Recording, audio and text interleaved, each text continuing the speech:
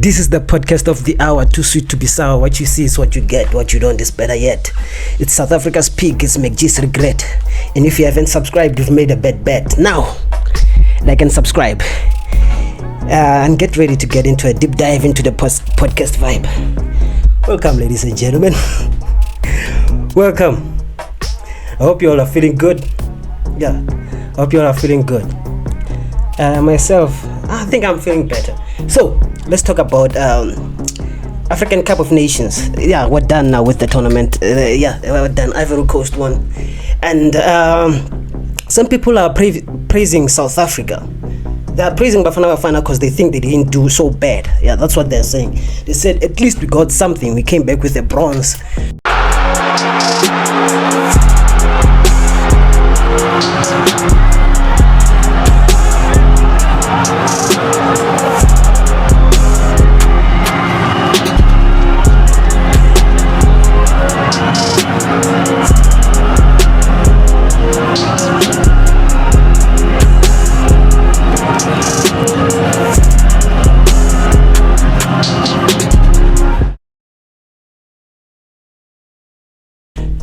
Ronald Williams, he was the keeper of the tournament, of course.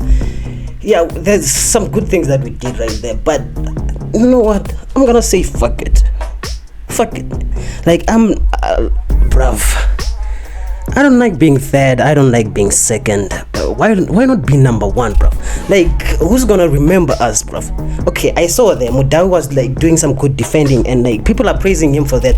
Yeah, it's some good shit he was doing. He was like some good dribbling. Like, South Africans were good at that. Love dribbling. No, Cassper, that's our thing. When it comes to that thing, no one like can best us, bruv. So it's amazing seeing those highlights, right? But they don't put highlights in record books, bruv. In record books only want to know who won. Like, who fucking won. And like, we haven't won a trophy in a very long time. So it still upsets me. Even though we won like a few things, like, okay, keep off the tournament, it's good. I'm gonna praise Ronald Williams for what he did. But still, bruv, why not be the best? Why not be the best while you can, man? Be the best, bruv.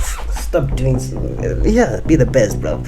So yeah, I've been seeing these things on Twitter too, and like the highlights, and like some of the things that we did during the tournament that were good, and some of the bad things that we did too. So so like we played against Hakimi. No, like they were comparing like our players to like Moroccan players, because like, you know, Hakimi is playing in a major league. They were comparing us to that guy. Now fuck him, man. Why are we comparing? Why do we have to compare ourselves to other football players, bruv?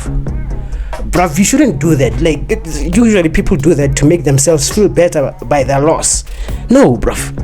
Fuck Hakimi, man. Like, Hakimi, I remember Hakimi was the shit last year when he did that thing with his girlfriend, with his wife, and like, she wanted a divorce, and then she found out that his things are in the name of his mother, man. That was some gangster shit back then, man. It was some funny stuff. And I commend him from that thing, for that thing. Yeah, but bruv, we should do better as a country, man. We should do better. We should like expect the best from Bafana Bafana. Like, it's bad that like we are happy about being number 3. That's terrible, bruv. That's terrible. So the SONA 2024 State of National Address. So yeah, Ramaphosa stood there and made he's addressed the nation and talked about like, the president has the sheer audacity, the gall, the liver to speak about things like state capture as if they were committed by aliens from outer space. Mr. President, you were the deputy president during state capture. It was you who enabled state capture. It was you who supported it. And even now as we speak, you're aiding and abetting, because those who are responsible for state capture were right there with you in that room. And in closing, he then speaks about Ntwalo. Well, may God have mercy on her soul. She's living in an RDP house that is falling apart because it was built with inferior material so that politicians can get kickbacks. She goes to a hospital with no doctors, even though there are a dime a dozen ministers in the presidency. She goes to a school with dilapidated infrastructure. Her parents don't have jobs. And don't get me started on nurses, because it has not even paid her registration. And yet children are going through orientation as we speak. So, Mr. President, we are not measuring South Africa against any developed country or even developing country. We are measuring South Africa against its own potential. We are lacking, we are regressing, and it is not because of anything other than the ANC government. Thank you. President. That was so stupid, man. That was a hard watch. I don't know, like I can't even watch that thing, man. Like when you are being lied to. Like you're listening to it like actively, and then you see that this guy is lying to me like right now at this moment, and he's still going to lie to me in the future, like. And people are just like, everyone knows, man. Like, though it's tiring being a South African citizen, man. So this nigga Ramaphosa, bruv, like he says, okay, we know the elections are happening this year, and then he comes in and says these are the most important elections since 1994. Like people like bring like old shit. They like bring like 1994. Like why? Oh, bruv, you fucked up the economy, man. You fucked up everything. You fucked up the economy. The prices of everything is like high as fuck. Unemployment is high. Like the poverty is like through the roof, bruv.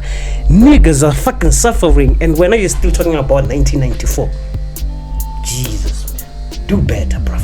Like, you man. No, man.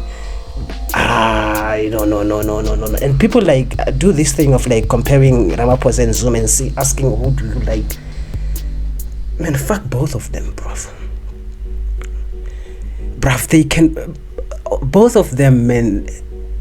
Bruv, they suck. They both suck. They're bad. They're both bad at their job, bruv. Like, if you're a president of a country, man, one of the, bruv, the best thing you should do for your country is like to make the economy good, have a healthy economy. And we know, okay, COVID happened, and COVID, like, it was hard for everyone, so like the economy had to go down. But still, man, like, you're gonna get this, bruv. We're gonna complain to you because you're the president. We voted for you so that we can complain to you. So it's how it works. And then he's complaining about state capture. Bruv, you were the deputy president during that time. So like, don't bring that shit up. You're the one. Bruv, this nigga has been like part of the government since Mandela, bruv. He's the one who like helped those people like negotiate our freedom and like negotiate through apartheid. He's been there through those times, so it's his fault too.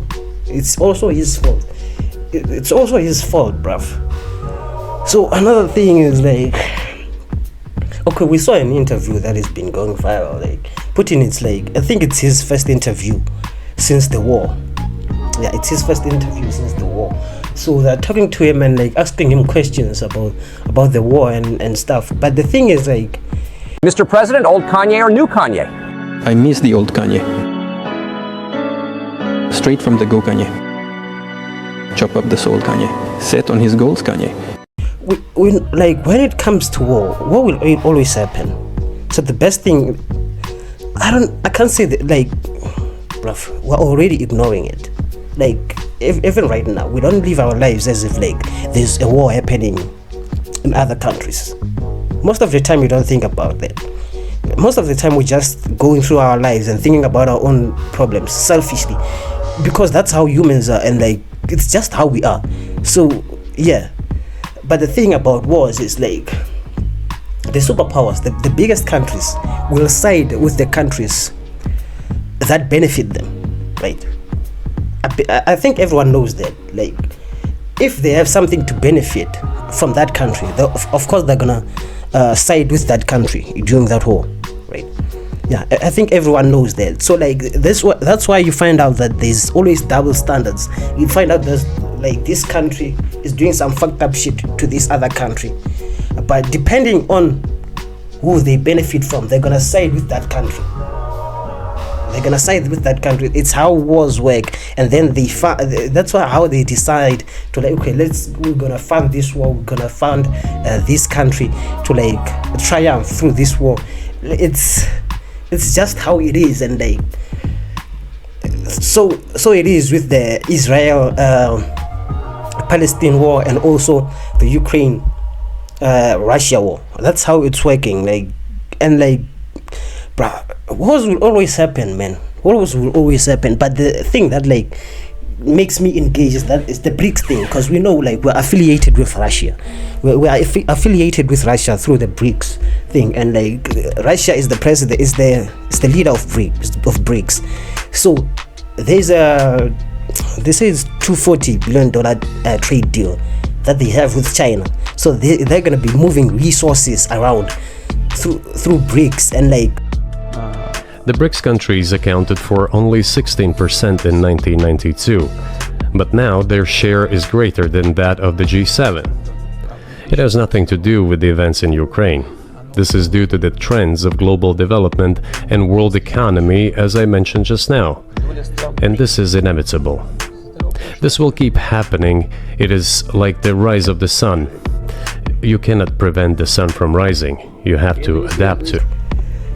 That benefits us. I mean, I don't give a fuck, but they're fucking up Ukraine, man. Bruh, benefit us. That's what I care. The best thing you can do as a citizen of a country is care most about your country. Fucked up shit will always be done, but bruh. So like, of course, I think I don't know. I'm not really sure though if the BRICS thing is gonna help, but we're gonna see through the future. We're gonna see.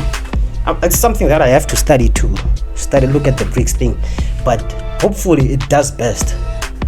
Hopefully it does good for every country that's involved there, which is us. If we're there, of course I'm gonna root for them. I'm gonna root for our economy. Of course I'm gonna do that. What else is there to do, man? So you have that, and then another thing, man, like Hollywood. Hollywood always is creating this news. And then like Katt Williams came up with that interview where he was like shitting on everyone. He was like attacking each and every black comedian that ever exists, man. Like they canceled me for talking about Harvey Weinstein before the thing came out, but he offered to suck my penis in front of all my people at my agency. What am I supposed to do? He did all of that. I'm thinking I'm the only black person on the script. I get there, it's 3 other black guys on there. Woo! Huh. So you wonder what they did to get there? I told him no. What y'all do? All of them. It was, man, that was I think that was a planned attack. No way that attack wasn't planned. And like was speaking a lot of truth and like talking about like the black culture in America. Man, it's American culture. Who gives a fuck? What's South African, man? But it's something that interests people because people watch that shit. So it's something that interests people. So who's this other lady? Monique. She came in too, and like she was like, cause like I think like Katt Williams opened up a can of worms. So like people are starting to talk about things, right? People are starting to talk about the injustices that they go through in Hollywood. They're talking about that. So they're talking about that, and like they're talking about the injustices. And then another thing that I saw, bruv, it's like, man, Jonathan Majors. I don't know if you know the guy. Is the guy who's like, who was in trial and found guilty for assaulting that lady, because that white lady. Man, you should be scared of these white women, man. I've never been with a white woman, but I don't know. But I'd like to try it. Yeah, maybe I'm gonna try it. Who knows, man? So apparently some other white ladies are coming out. They say the nigga has been abusing them, and like everyone now is like, the thing is like once like someone reports you and they found you guilty for something, and then like they're gonna, other ladies will chime in too. They're gonna, cause like it's like a trend now to talk about you. So like they're gonna come and like try to bring a nigga down. It's cause I'm a Marvel fan, and like the guy is like, he was gonna be like the next Thanos in a way. he was like the next Thanos. It's weird seeing like his career crumble like that. It's kind of weird, bruv. And the guy was having an interview, was crying about it, man, talking about cause like the white lady was chasing she was chasing him, and then but he lost the trial, man. It fucking sucks. Imagine if like cause like of course like you get into an argument with women, you know how women are, of course, complaining about shit, do shit like I don't want to start complaining about women, but you know how they are, like they're so dramatic and shit. So like arguments, they start arguments, and then the girl was chasing him. She's the one who was chasing him, but he lost the trial. And now he's waiting sentencing. Ain't that a bitch, bruv? You have to wait. It's like it reminds me of that thing when you were a kid and then you have to like you have to wait. They tell you they're gonna beat you to wait until this time, bruv. The guy is waiting for his sentencing, man. That has to fucking suck, bruv. That has to fucking suck, man. So, man. Time for the ball. Here we go.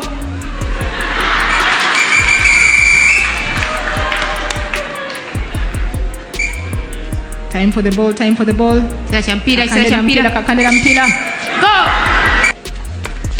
There we go. Cassper in your vest apparently found Jesus, man. Cassper found Jesus. I mean, it's a nice thing. It's a nice thing. Cassper found Jesus. Yeah, I'm Christian. Nice thing. But I hope his music doesn't suffer. Because you know when artists like end up finding Jesus, and now Jesus also finds their music and he doesn't bring it back, bruv. Now that music no longer has that edge. Ah, man. I hope his music doesn't suffer. But his music sucked anyway. Okay, there are some hits. He has some hits. Am I a Cassper fan? I'm a fan of a few Cassper songs. Okay, he has like hits. You know, he has like hits. It's not like he has those songs that like it's like bars, and you were like, ah, man, that was good shit from Cassper. It's not like that. His songs are hits, and like the beats is like, yeah, the hard. Yeah, it's the type of music. So he comes in and like he found Jesus. You know what I mean? I woke up one day and I looked in the mirror and I had questions I couldn't answer. You know, but these questions are questions I've always had, but I couldn't answer them. But it's like my answers were not good enough and I didn't understand. And like he's talking about the life that is repented them, like all those ladies he fucked and shit, and like what he's guilty of. I don't know, man. It's funny how like after all these other artists die, like AKA, we know what happened to AKA. Rest in peace, man. God, you know, he got assassinated. That was an assassination. That nigga got killed and everyone saw that shit, bruv. I remember seeing that video. That was weird seeing that. So after all these artists are dying, and then now I think it's the best time to find Jesus. If you're an artist, you should find Jesus, bro. Find Jesus before you get killed, bro. Imagine getting killed and like you get here and you're like, ah, fuck, I should have found Jesus. Should have looked for Jesus when I was still alive. But who cares? I hope his music doesn't suffer though. I hope his music doesn't suffer. But who cares? Even if it suffers, I don't give a fuck. It'll always be some good music for me to be a fan of. Yeah. One of the shows that I was watching was I Blew It, bro. You know the thing with I Blew It. I Blew It is okay. It's a message. Ke cheka ke ya motshela re invite ka tsana e ipaela koloi e be ke tla go reka le pleka ba rekela mabiala frita strata sontaga ba tsaka ba matlhela ka moskepeng yang go le teng tšhelete teng a ka sa nnyida go gopa ha re tsena mo plekeng everyone na mo screamela mitsa bula ne ba mo shipa ya no ke nickname fela ora no bitsa fela bula butu sa bulega. I Blew It. You're living in a castle, right?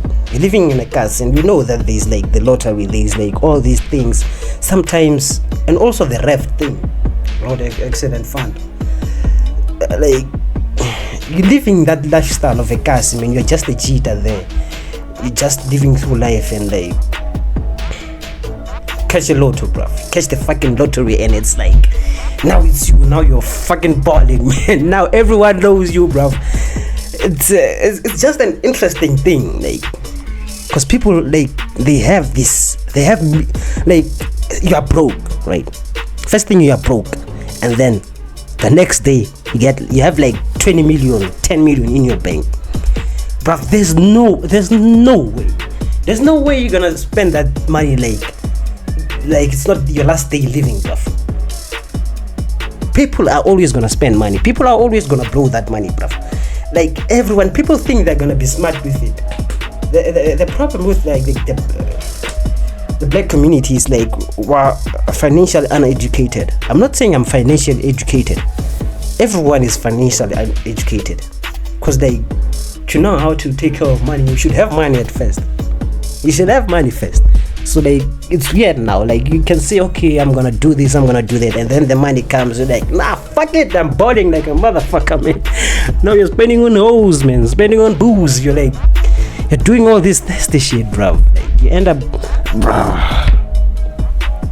So it's crazy, man. Like, seeing this thing happen, and like we know of these people. Like some of these people we've met and we've lived with. Some of them are uncles, and like they have this shitload of money at some point, and then like it goes fucking dry. It goes dry, man. You used to be Mr. Rich, now you're broker than a motherfucker, man. Now you're a broke guy, you're a brokey, man. It's crazy, man. And like the thing is, like, yeah, I don't know, like there's nothing you can do to change it, because people are always gonna spend money. So I think like people, okay, they'll tell you to save money. They'll tell you to, okay, save this money, do this with the money. But man, you don't know, man. You never know, man. But okay, a simple thing, man. Yeah, this weekend, yeah, I'm chilling with my brother, right? And then the nigga orders pizza. He orders a box of large pizza. He orders a large pizza. And then he takes a few pieces. He's like, well, I ordered pizza. He takes a few pieces and he goes to his room. And then I take a few pieces. I eat them. And then like the night is going, right? The night is going, and then I'm watching.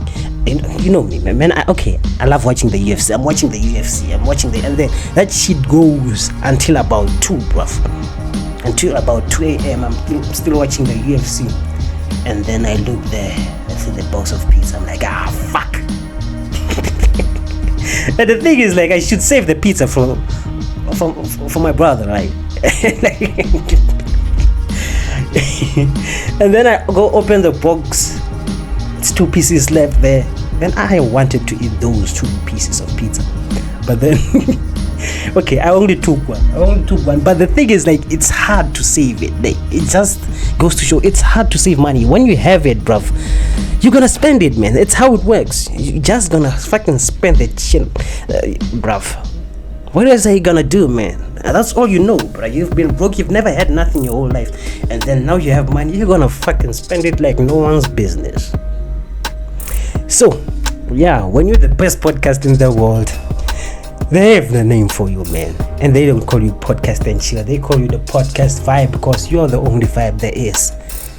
Like and subscribe. Yeah, you can watch a few more of these podcasts. I'm gonna like keep uploading. So, watch a few more of them and have a great day, man.